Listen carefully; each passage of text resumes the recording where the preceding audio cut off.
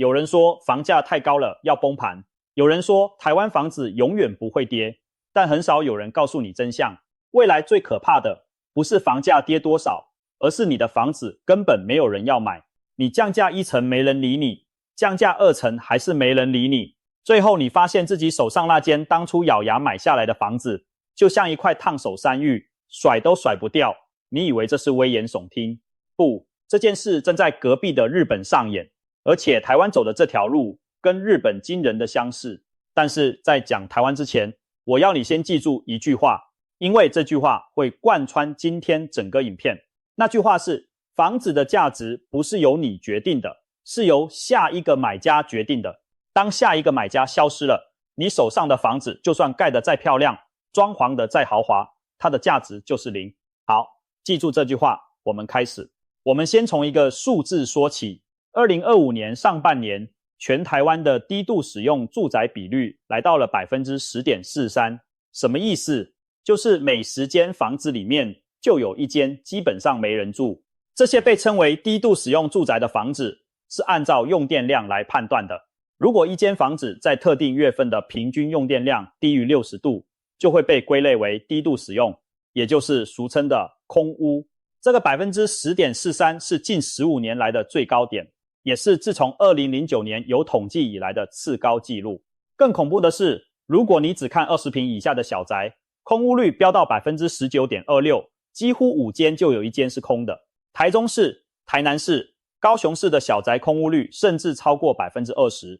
你没有看错，那些当初建商告诉你小宅好入手，低总价，年轻人最爱的产品，现在每5间就有1间找不到人住。更值得关注的是一个结构性的变化，5年以内屋龄的新成屋空屋率反而在下降，降到 18% 左右，代表新房子确实有人在住，自用的比重还不错。可是呢，屋龄30年到50年的老房子空屋率却在明显上升。这说明什么？说明换屋族买了新房之后搬进去住了，但是他们原本住的那间旧房子呢，挂出去卖不掉。市场上二手屋的待售量持续增加。根据永庆的统计，2025年11月的待售量比前一年6月增加了 33.9%。 你想象一下，1年半之内市场上多了1/3的房子在等买家，可是买家的人数并没有增加1/3啊。好，你可能会说，空屋不代表卖不掉，也许人家是投资放着等增值。那我们来看另一个数字，2024年下半年，全台湾低度使用住宅的总数量达到了 91.4 万多户，而且这个数字还在往上爬。高雄市的空屋数年增 1.1 万户，增量是全台之冠。台中市增加8600多户，台南市增加8100多户。91万户空屋是什么概念？如果每间空屋住进3个人，就可以容纳将近300万人，而台湾1年的出生人口才13万左右，也就是说，即使所有新生儿长大都需要买房，光是消化现有的空屋就要花上好几十年。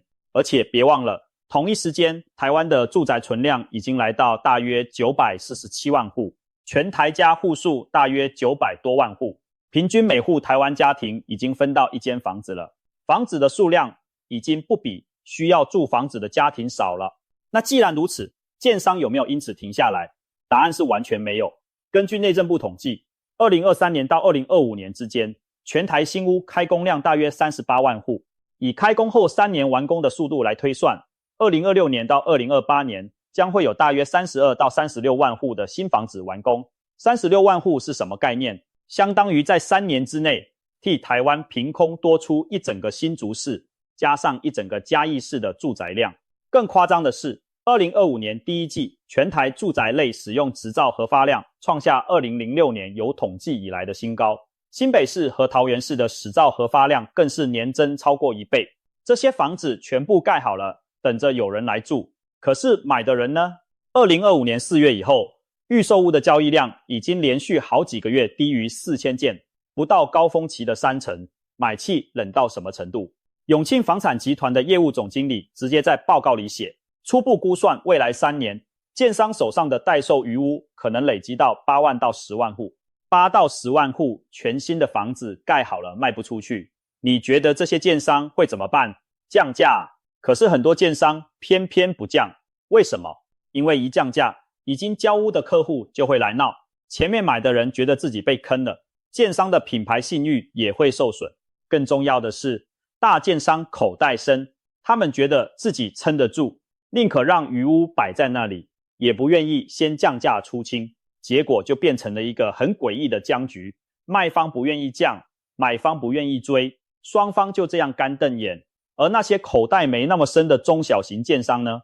专家说了，在买方市场里，弱势建商唯一的策略就是先跑先赢，只有抢先降价，吸引观望的买家，才能化解财务吃紧的危机。可是当你第一个降价的时候，等于告诉整个市场，我快撑不住了，这又会引发一连串的恐慌效应。你注意到了吗？这已经不是跌不跌的问题了，而是有没有人出手的问题。房价没有崩盘，但成交量崩了。2025年前11个月的已转动数年减 26%， 这是史上最重的跌幅。一间房子挂了半年没人看，挂了1年还是没人出价，这叫什么？这就叫卖不掉。你的房子每天都在，你的贷款每月都在，你的税每年都在，可是你的买家永远不在。然后我们必须面对那头房间里的大象，少子化。台湾的生育率是全世界倒数第一，没错，不是倒数前几名，是倒数第一名。每位台湾女性平均只生 1.1 个小孩，要让人口维持稳定，这个数字至少需要 2.1， 差了将近1倍。2024年4月的统计显示，当月出生人口只有8600多人，但死亡人数却超过 1.7 万人。生不如死这4个字听起来像是在开玩笑，但它是真实的人口统计用语。而且这个现象从2021年起就已经月月发生了。台湾的人口已经连续很多个月负成长，那接下来会怎样？国发会推估，台湾15到64岁的青壮年人口会从2024年的1600万人减少到2040年的1300万人，到了2070年更只剩下不到700万人，减幅超过 57%。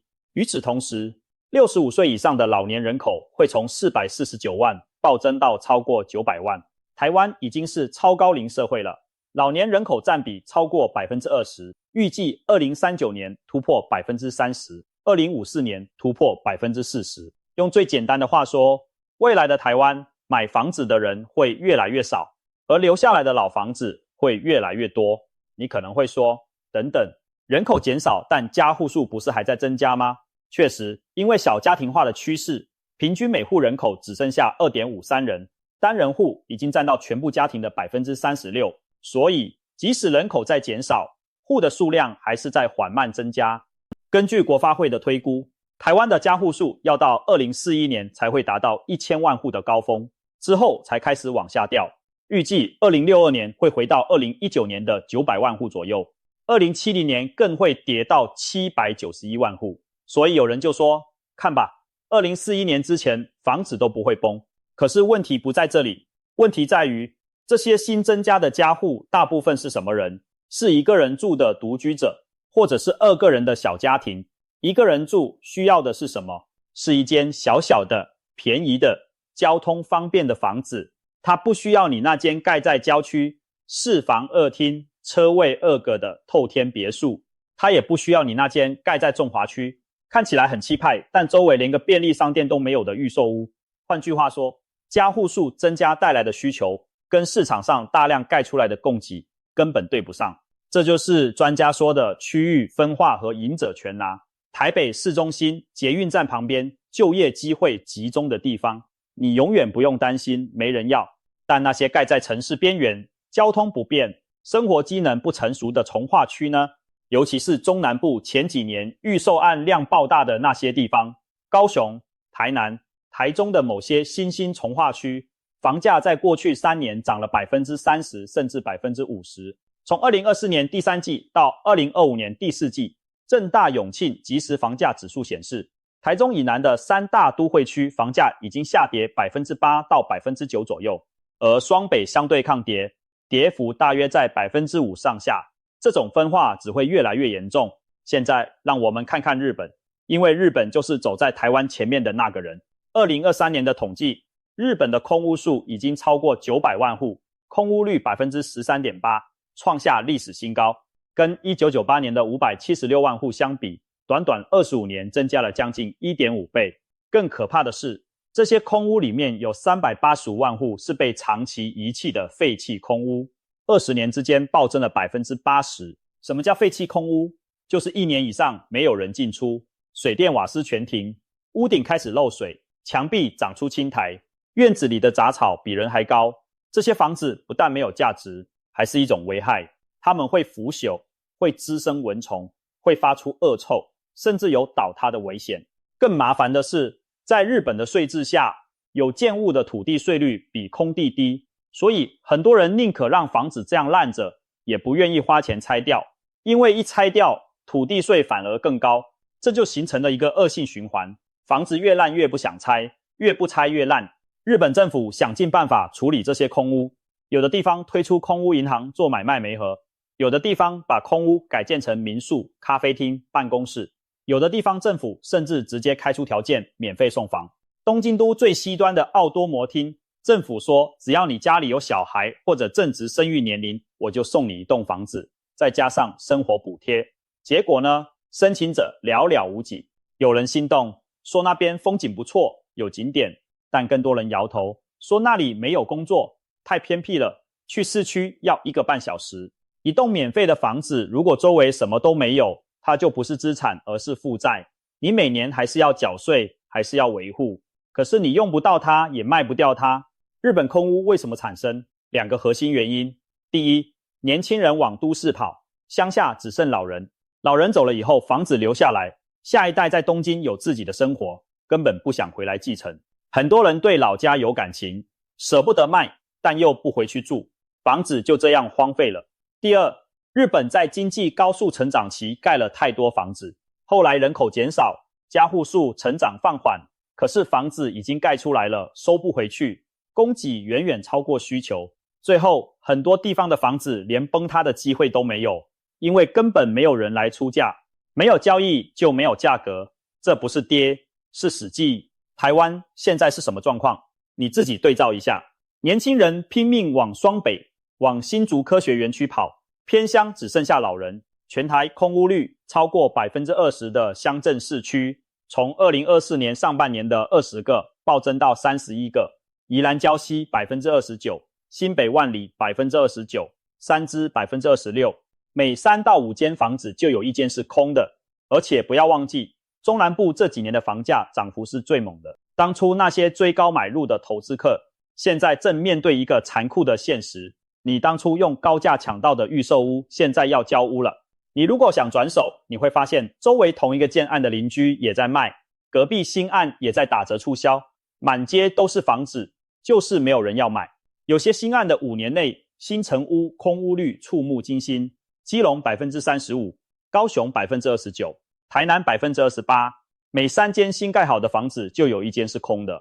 我们来算一笔很简单的账，台湾目前住宅自有率高达 84%， 算上直系亲属名下的房子更高达 90%， 绝大多数的台湾人已经有房子住了。那新房子要卖给谁？卖给换屋族可以，但换屋族卖掉旧房子之后，市场上就多了1间旧房子等着卖，这是零和游戏，卖给投资客。央行第7波选择性信用管制加上囤房税 2.0， 投资客的持有成本大幅提高，卖给首购族。首购族确实是刚需，但房价所得比动不动就10几倍，年轻人光存头期款就要存10年。你跟他说这间房子只降了 5%， 他连看都不想看。所以真正的危机不是价格的问题，是流动性的问题。可怕的是，很多人想卖，但没人买。这时候你持有的那间房子就从资产变成了负债，你每个月要缴房贷、管理费、房屋税、地价税。如果你的房子同时还租不出去，那你每天张开眼睛就在烧钱。有个现象特别讽刺，台湾的房租一直在涨，已经连续23个月年增率超过 2%。 你可能会问，既然房租在涨，表示住房需求很旺盛，怎么会有空屋问题呢？原因是租得掉的房子跟卖不掉的房子往往不是同一种房子，也不在同一个地方。租屋需求集中在市中心、捷运沿线、大学和科技园区附近，而大量的空屋却散落在郊区和偏乡。房租涨不代表房子好卖，房租涨反而某种程度上代表年轻人更不愿意买房了。他们宁可用较高的租金在方便的地方租一间小套房，也不愿意背30年房贷去郊区买一间他们不想住的房子。2025年全年，北台湾新建案市场的住展风向球几乎都维持在代表衰退的黄蓝灯，推案量还在增加，来客组数持续下滑，成交量就是拉不上来。建商拼命盖房子，拼命推案，但买方就是不买单。这个场景像不像一家餐厅？厨房不停的出菜，可是整个餐厅空无一人，菜放凉了，倒掉了，厨房还是继续出菜。为什么？因为食材已经买了，厨师已经请了，你不出菜也是亏。建商也是一样，土地买了，工人请了，建造拿了，你不盖也是亏。但当所有建商都这样想的时候，结果就是整个市场被新案淹没。而且别忘了2024年上半年，因为新青安方案推波助澜，建商抢地抢到成交量倍增，这批土地现在正面临18个月限期开工的压力，等于在供过于求的市场上火上浇油。台湾还有一个棘手的老屋问题，全台屋龄超过30年的房子占比非常高，结构老旧，管线老化，很多无法通过现代耐震标准。如果扣掉屋龄50年以上的住宅，平均每户住宅数从 1.0 降到 0.89， 表面上供需平衡，其实是一堆不堪使用的老房子在撑着数字。这些老房子未来不是被都更，就是被遗弃，不管哪一种都不会改善供过于求的困境。那未来会怎样？让我用一个比喻，台湾的房市就像一条河流，上游是建商不停地盖新房子，中游是现有的二手屋市场和91万间空屋，下游是每年越来越少的购屋人口，上游洪水滔天，中游河道塞满，下游的水却越流越少。这条河不一定会用崩盘这种剧烈的方式泛滥，更可能是慢慢的、静静的水位一直升高。你站在岸边看着水面渐渐逼近，因为涨得太慢，所以一直没有警觉。等你发现水已经淹到脚踝了，想跑已经来不及了。专家很直白的说，少子化对房市的影响不是没有，是时间还没到。2001年开始新生儿人数骤降，确立了少子化趋势。往后推25到30年，大约就是2026年到2031年之间，这批人进入购屋年龄，可是这批人的人数比上一代少了将近一半。需求的萎缩像温水煮青蛙，等你感觉到烫的时候，整锅水已经滚了。全向科技房产中心的总监讲了一段话，很值得记住。他说，过去大家都以为房价不跌是买房的前提，可是当人口外移，生活机能弱化，就业机会稀少的时候，住宅不但难以转手，实际售价甚至可能低于当年的购屋成本，加上这些年缴的利息和税费，你花了1000万买了一间房子，20年下来又缴了300到400万的利息和税费，结果这间房子只能卖700万，你不但没有赚到钱，还倒贴了好几百万。这在日本郊区已经非常普遍了，距离都心超过1小时车程的地方，到处都是卖不掉、租不出还要缴税的空屋。台湾若不及早应对，不排除会步上相同轨迹。有3种房子最容易出问题。第一位，在人口持续外移，老年人口比率高的地方，比如北海岸的万里、三芝、花东的部分乡镇，这些地方人口成长率长期为负，买盘只会越来越薄。第二，产业和交通条件弱的地方，通勤时间长，缺乏就业机会，年轻人根本不会考虑在那里定居。第三，前几年炒作严重或短线投资比例高的地方，一旦买气退潮，价格修正的幅度会特别剧烈，因为这些地方的价格本来就不是被真实需求撑起来的，而是被投机热钱堆起来的。当热钱退潮，裸泳的人自然就现形了。所以我的结论是什么？如果你住在台北市精华区捷运站旁边，周围生活机能完善的地方，你的房子大概率还是有人要。好，位置永远是稀缺资源，但如果你的房子是在这几年涨幅最猛的重划区，在人口外移严重的偏乡，在那些建商拼命推案但买气已经退潮的地方，那你真的要认真想想了。不是想房价会不会跌 10% 还是 20%， 而是想10年后、20年后，这间房子还有人要吗？日本已经用30年的时间告诉我们答案，东京都心永远抢手，但东京以外的很多地方房子免费送都没人要。日本全国47个县里面，和歌山和德岛的空屋率高达 21%， 台湾现在也已经有31个乡镇的空屋率超过 20% 了。日本首都圈郊区至少 40% 的房子预估没人继承，未来成为空屋的可能性极高。台湾呢？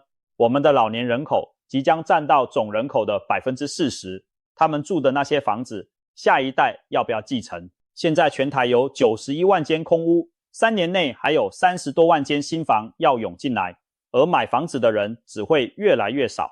这不是什么预言，也不是在喊崩盘，这是供需的基本逻辑。当供给不断增加，而需求持续萎缩，市场一定会出问题。只是这个问题不一定表现为暴跌，更可能表现为流动性枯竭。你的房子还在，价格标签还挂在那里，可是从头到尾就是没有人按下那个门铃。你等了1个月，等了半年，等了1年，仲介偶尔打电话来说带人来看了，看完之后没有下文，你降了一点价还是没人出价，你再降一点，偶尔有人出个很低的价码，低到让你觉得受辱，但你除了接受还能怎样？因为如果你不卖，下个月又有3栋新案在你隔壁开卖了，又有5间二手屋挂上了同一条街，你的选择只会越来越少，不会越来越多。这才是最让人害怕的事情，不是跌，是卖不掉。最后提醒一件事，台湾人对房地产有一种近乎信仰般的执着，觉得有土斯有财，房子永远是最好的投资。